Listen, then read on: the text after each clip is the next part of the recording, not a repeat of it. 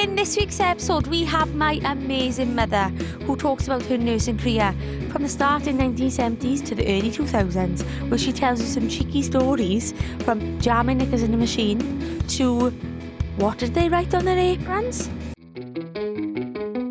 Just a reminder before we get into things to follow me on Instagram, Miss Brightside25, and you'll find a link in my bio to sign up to my emails. But don't worry, I won't spam you. I haven't got that much time to write emails. So let's get into it.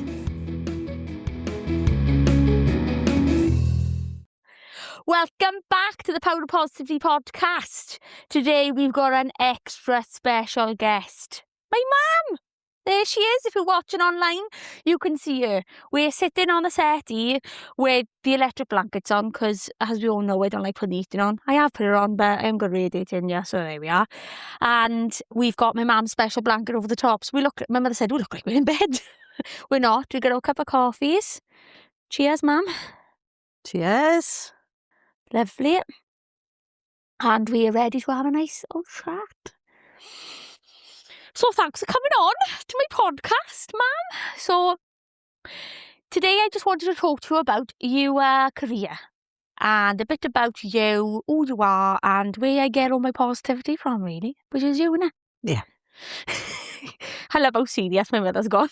It's definitely not your dad. It's definitely not. And whoever knows Gary knows that he's not positive in any shape or form. No, he's negative. Yeah. He's a polar opposite of us, isn't he? Oh, definitely. We love him. But we love him to death, but I don't know where I got him from.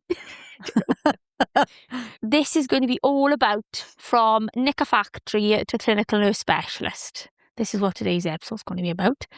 So, the floor is yours, ma'am. Where do you want to start? I'll start, I think, when I was in school. I'd never ever thought of what I was going to be or who I was going to be or whatever. I just never thought of more than the minute that I was in. Yeah. And when we were finishing school, being in a secondary education, you had to finish at 15. You could not go on to do, with a grammar school, you could go on to do A-levels and whatever. We couldn't even do GCSEs in our school. 15, you finished. You put out into the world, you do what you want to do or whatever. My mother wanted me to go to college because at that time I knew I wanted to go nursing. And no, I couldn't because unknown to me then I was dyslexic and I didn't have any clues how to do things and then confidence to do it. The next thing, as everybody did at that time, went to bondor. Yeah. So bondor was like the factory everybody went to. You went for an interview, you had to pick up a couple of pins, you had to show that you could do something. It was all like, they taught you on the job anyway. That's all you're there for is to make knickers. I was there on the knicker line. My sister was on the specials. She did the petticoats, but I did the knickers. It's a theme that you'll see coming through. So the knicker line I was going to be put on, so I went to do some training, was put into the knicker line. So like you talk about training, but I'm going to interrupt you because I want to know more. So when you went in on your first day, what sort of happened? So you knew you did your little interview then with picking up your pins? Yeah, picking up my pins. So they could pick up pins. Once I could pick up pins, you can work in a factory. Right, okay. So then you were allocated the knicker line. Yeah. So what was your first day like then? Do you remember your first day? Well, I don't think I was allocated the knicker line. Right. We went into a training school, which is just like a little room, and so many of us started in one day because you've all finished school at one time. You were virtually all in the training thing together and tried on different machines. Can't really remember much about it. And then transferred into the knicker line. I can't remember it because it didn't faze me at all. My sister also worked there, so I think that made a difference because when I went there, I had somebody there who was in the factory who I went with, so I didn't do any of that on my own. Yeah, it's a big difference to them because it does, yeah. And my sister was always a bit of a bossy one at the time, She would always tell me what I should and shouldn't be thinking and doing. She is the older sister. She is my older sister. Now I look at it and I think, and I say, everybody says, I say, she's my sister, and I say, she's my older sister. And we laugh because we've got a fantastic relationship, even now. But going back to bondor, then, so I went out onto the knicker line, and first of all, they put me on this machine that put the big, thick elastic into the big granny knickers, and they were big, and you had to be really, really good at keeping the machine they called, and there was another one girl doing it, and they wanted me to train up. Well, I hated it. Absolutely hated it. Mm. And consequently, I went out the toilets, had a cry and never came back in until they found me. They came out and found me and they said, you won't put you back on there, because I couldn't do it. Yeah. I couldn't do it. It was a failure to me. I couldn't do enough fast enough for them. So then I was put onto an overlocker then, and then so we were in like little rows, and the girl, you were in like rows of 4, and so there'd be 4 rows of overlocking, and then there'd be a box of your work, and in each box was the knickers, which is the small knickers usually, and then they had a piece of paper in it, and for each part you signed that you did whatever. So, okay. But the only like problem, a quality check, yeah. So if they had to go back, they would go back to that. The only problem I had with that was that my clock-in number was 1111. Right. Which is very unique. Yes. But the girl next door to me was 1117. And she never crosses her 7. So we had a lot of work back. We didn't know whose work it was. Oh. Because it was very similar. Although she was a better worker than me. I got to be honest with you. I to start as I mean to go on, when I went into the factory and when I was there, I knew I was only going to do about 2 years. And at the time, it was piecework. So if you really worked hard, you could earn a lot of money. Yeah. But if you didn't work hard, they'd pay you anyway. So I learned very quickly that I didn't work very hard and I got paid anyway. So... Yeah, why? So, well, it's what you did your job anyway. Yeah, that was me. That was my positivity thing, thinking, oh, that's good. I am going to work hard and I still get paid. I stayed there for 2 years, and in those 2 years learned quite a lot. One of the things I learned is how to smoke, because if you smoked, then you had extra bog breaks, which is toilet breaks, which is when you went out to the toilets and had a cigarette. So if you didn't smoke, you didn't have the extra breaks. So I learned how to smoke to have extra breaks, as well as getting paid for doing shit all. That now. Yeah. Like how back then, well, even in my first like factory working experience, people did, still to this day, I don't know about now because I haven't worked in it for quite some time, but smokers still got extra breaks. Oh, yeah. Because they got to walk up to the smoking area and walk back. Oh, but it's very different now. They are more kept an eye on. But whereas back then, I can imagine why you smoked, because you think but we only had to walk across the corridor to the toilet. Yeah. The toilet was the smoking area. Right, okay. Yeah. So everybody congregated in the toilet, and that's where all the news and the gossip and everything came. And it was a fantastic social area. Yeah. And you were missing out otherwise. Oh yeah, it was brilliant. And I mean, they were fantastic girls to me.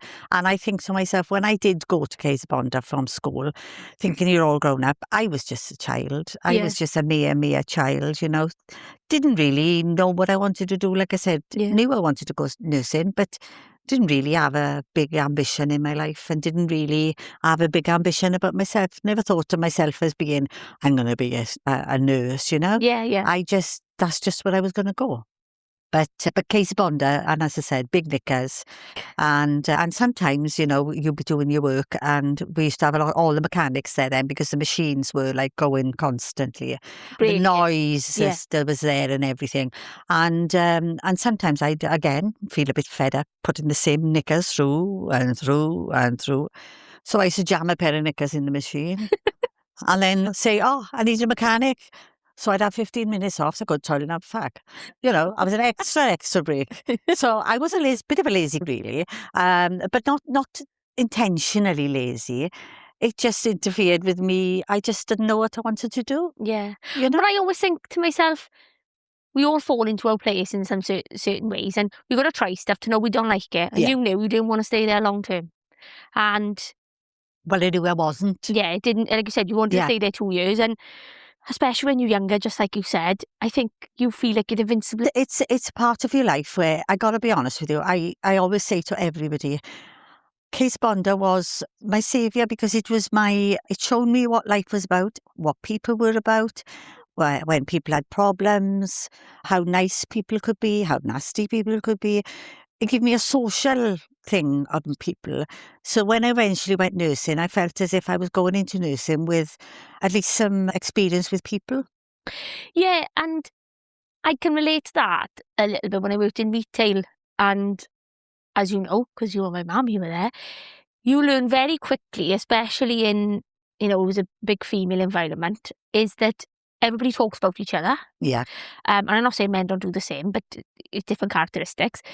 And I learned who you can say things to and who you can't. And you learn very quickly who you can trust and who you can't trust. And that set me up to learn to respect people a bit more, to understand Understand, I guess.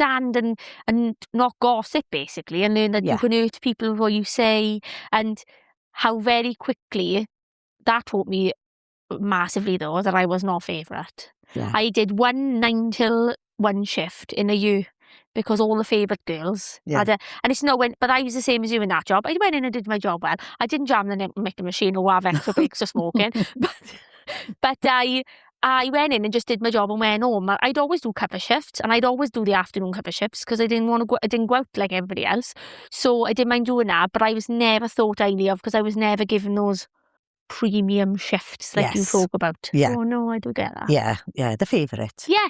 And I thought so, and I'm glad I wasn't. Yeah. 'Cause I probably would have stayed there longer than I should have. Yeah, same as me. I wasn't a favourite. I was okay, well liked, I suppose, to what I thought, but I never really thought about it anyway. I was just me. Mm. You know, I never had a lot of friends in my life.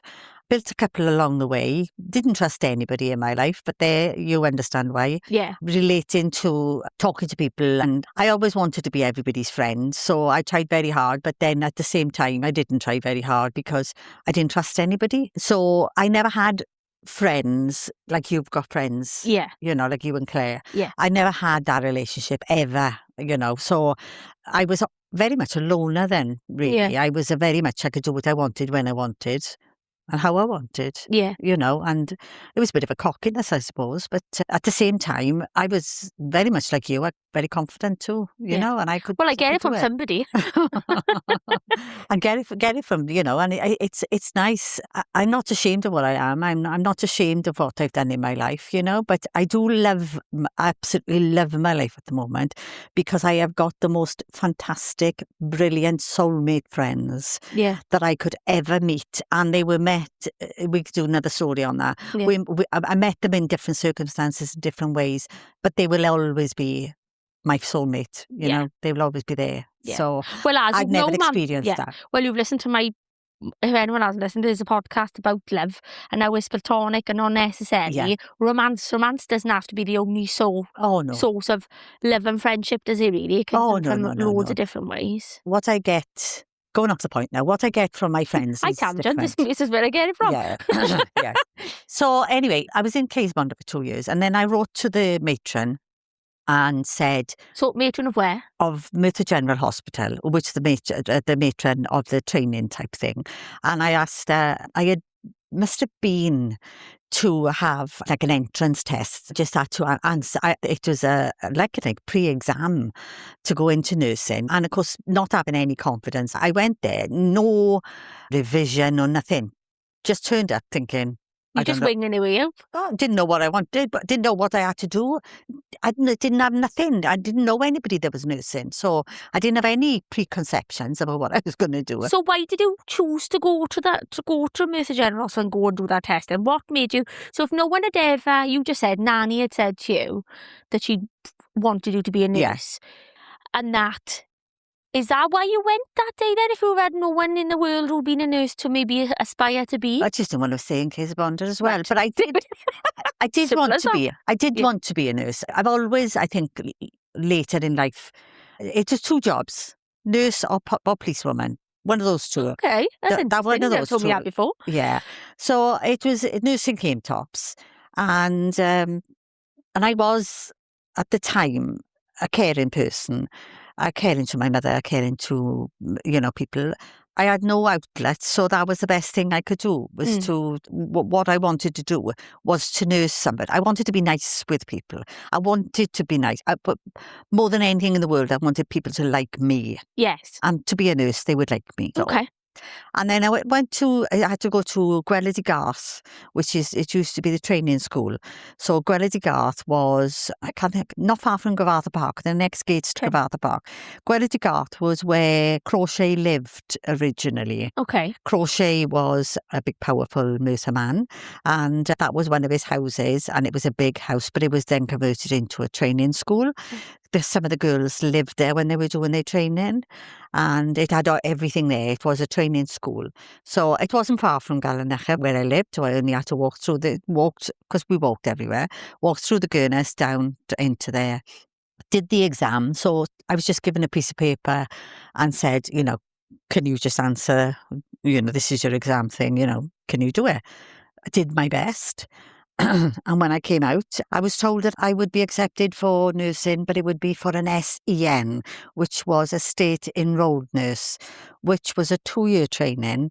And we were then known as the bedside nurse, because we were not so much academic, we were very, very hands-on. So my training would be 2 years. We would have a qualification at the end, but it would be a different training to SRN, which is state registered nurse. And the state registered nurses could go on to become staff nurses and sisters.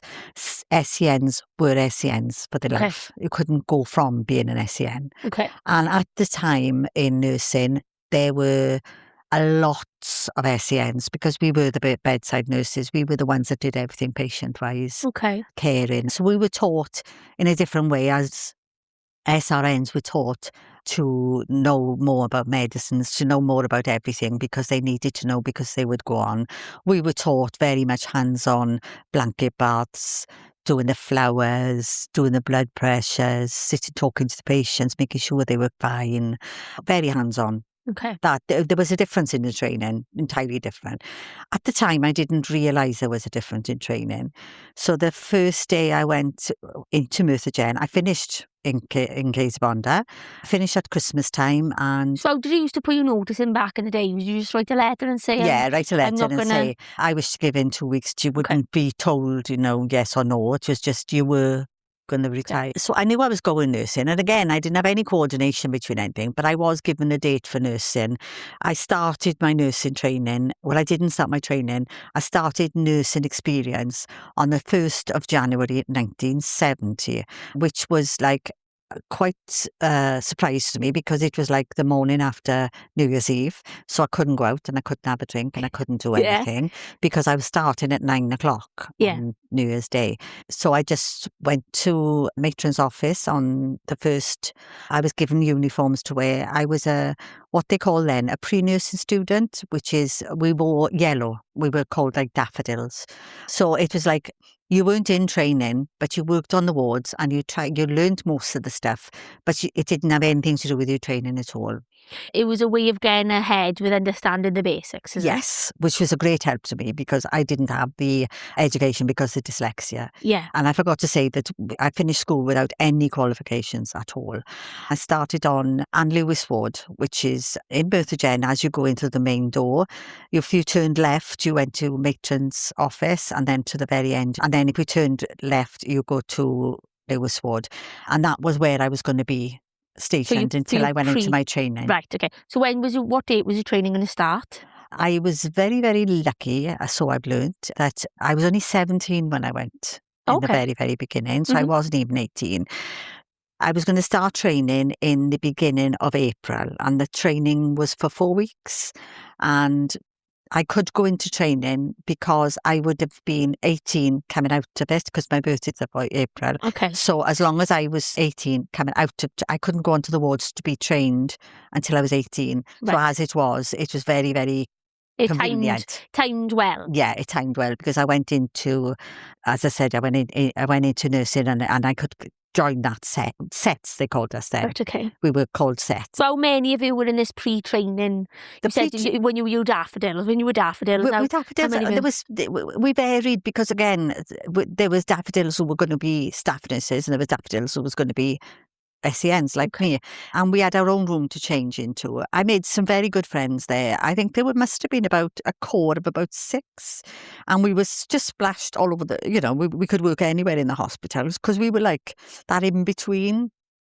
You were additional labour, less. Oh yeah, additional labour. We were paid. Yeah. The good thing was we were 9 till 5, so we only worked 9 till 5 Monday to Friday. Oh my God, what a lovely shift. And we had our dinners given to us as well.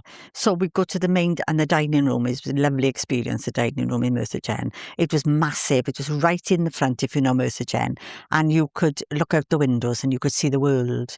But it had the old table for matron and sisters, and it had a table then for staff nurses, and then we were behind. It was like the hierarchy. Oh, It was a definitely. hierarchy dining room. Yeah, but the food was to die for. It was absolutely... What was your favourite meal in it? Oh, anything, because I just loved it all, because it was all so well. And it was free. Yeah, it was free. And not only that, I mean, my mother being a mum of 4, we had very good food, and besides the crisp sandwiches, we had some very good food, but we didn't have fancy food or anything. Whatever she made was there. But we'd have meat and gravy and things in the week, and chips, and proper luxury. It was and a dessert, it was just unbelievable. It was fabulous. So I did put a bit of weight on, but you had the hierarchy, and when you went in, you still wore, because at that time I didn't have an apron, because we just had our yellows. So we had a yellow overall thing, which is the same as a nurse's outfit, but only in yellow.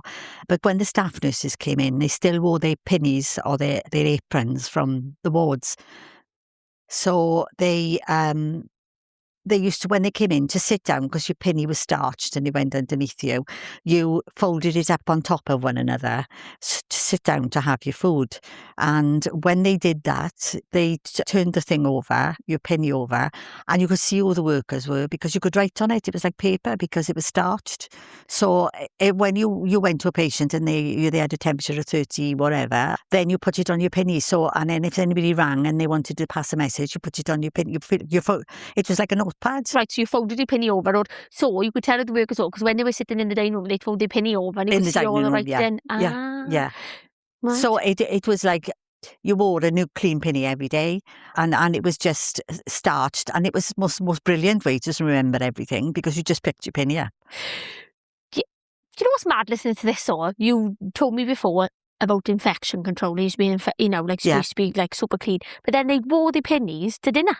Yeah, because it wasn't classed as being unclean, because it was clean every day, so you wore it for the day. It was nothing to do with being at the bedside and being with patients' wounds and different things. No, you were on the ward, you were clean, you came on clean in the morning, you washed your hands constantly.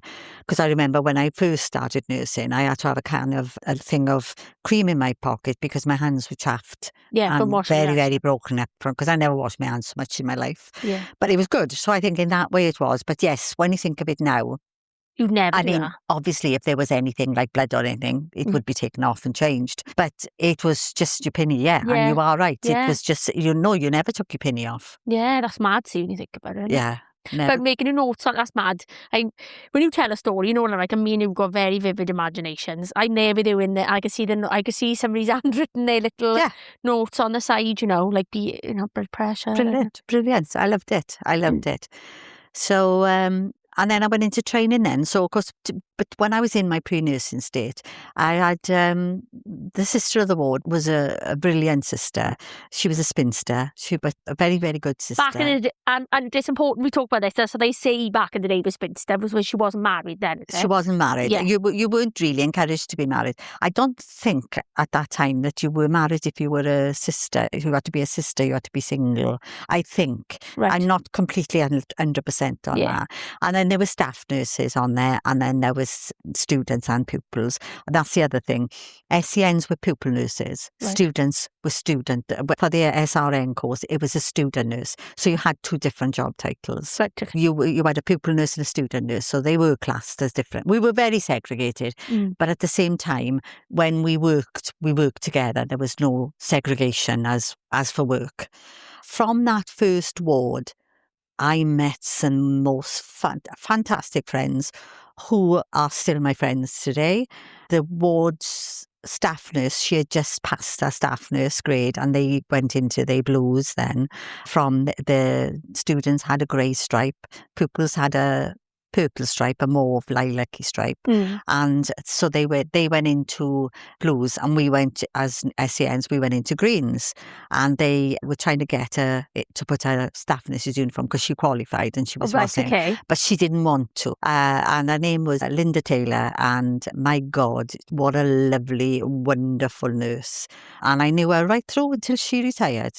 And if I meet her in town now, we still have a really good chat because we were good friends, colleagues. Yeah. You know, she taught me quite a lot because at that time she taught me, because of my dyslexia, as I didn't know then, my dyslexia, I couldn't learn things from a book. So I was very queued up. If you taught me something and you showed me once, I would just be able to do it. So you were much more practical learner rather than a reading learner. Yeah. By the time I went into my training, I could do a blood pressure, I could do a temperature, I could make a bed, I could do a special bed because we used to have different types of beds. You know, like theatre beds had to be folded a different way. There was all different ones. You had cages, you had different things. So I had been taught all that before I went into nursing. So to me, when I went into my actual training, that helped me tremendously because then I had the time that I didn't need to spend on that. I could spend on my written work. Yeah. Because there was a lot of written work and I passed it and I did it. But I don't know how, you know, I was always very lucky. You say that though, Mum, but you just taught me through there. You just taught yourself another way of learning things that you did it practically, and like, is lucky the right word? Because I'm really passionate about this, because I think we say we're lucky, but you probably did try hard. Yeah, I think possibly thinking about it since, I wasn't lucky. And it wasn't that I was lucky that I had the question I could answer, but it was that I had done quite a bit of research into it. So I had put quite a bit into it, but then because I passed it, I felt lucky. So it was lucky that I passed. No, and I get that, and it took a lot more work, especially if you were dyslexic, because I'm dyslexic and I've obviously gone from you, is that things are harder. Oh, yes. Everything's harder to do. Yeah. So you have to put a bit more effort in and a bit more things. And like, so I know what you mean. The luck was the question, but that came up because you'd read that or researched that question so much, if that makes sense. Oh, I was lucky. I knew that one. Yeah. We've all been there. Yeah. I came out to training and I went to do all the wards. And the wards that we did then were, we did a 2-year training, like I said, and we worked between Merthyr General and St Tidwell's. There was 2 hospitals, mainly because like in Merthyr Gen you had ENT and eyes and theatres. In St Tidwell's you had maternity, you had gynae, you had orthopaedic, which is different to Merthyr Gen. They had their specialities. So you had to work in the 2 hospitals to be able to get a rounded experience. Yeah. Okay, lovely. What I'm going to do now, I'm going to stop us here because we've done an half an hour episode already. So I'm laughing because my mum is an amazing storyteller. So we've heard from your Knicker factory days all the way up to your yellow training and your daffodil, look at me, active listening, all the way up to going into your specialist areas and going across the orthopaedics and Merthyr Gen and St Tidwell's, you said, wasn't it? Yeah. So we'll stop here because you'll have to come back next week for the next episode where she tells all about how she got to be a clinical nurse specialist. Thanks for listening. If you've liked what you've listened to, do you fancy giving me a cheeky review on Podchaser? Or, if there's something you'd like me to discuss, just write a comment under one of my posts on Instagram. Just to finish up, remember, see the positives even in the little things. Have an absolutely amazing week. Chat soon.